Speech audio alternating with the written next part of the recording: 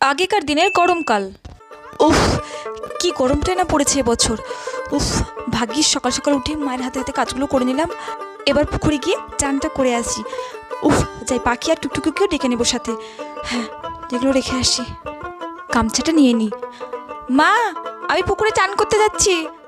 ঘরের কাজ তো প্রায় সবই হয়ে গেছে। আমি চান করে এসে তোমার সঙ্গে একসঙ্গে ভাত খাবো। সাবধানে যাস, তাড়াতাড়ি চলে আসিস। আচ্ছা, যাই, যাওয়ার সময় পাখি আর টুকটুকিকে ডেকে নেবো।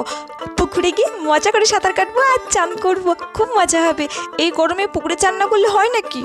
যাই। উফ, পুকুরে চান করে গরমটা একটু কম লাগছে। এই গরমে পুকুরে চান না করলে হয় নাকি? বাথরুমে বসে চান করলে তো সেই মজা আসেই না, পুকুরে এসে চান করলে যে মজা আসে। যাই, পাখি আর টুকটুকি তো এতক্ষণে বাড়ি পৌঁছেও গেছে। আমি যাই, মা তো ভাত নিয়ে বসে আছে আমার জন্য। যাই। মা, এত দেরি করলি? বেলা গিয়ে 3টে বেজে গেল।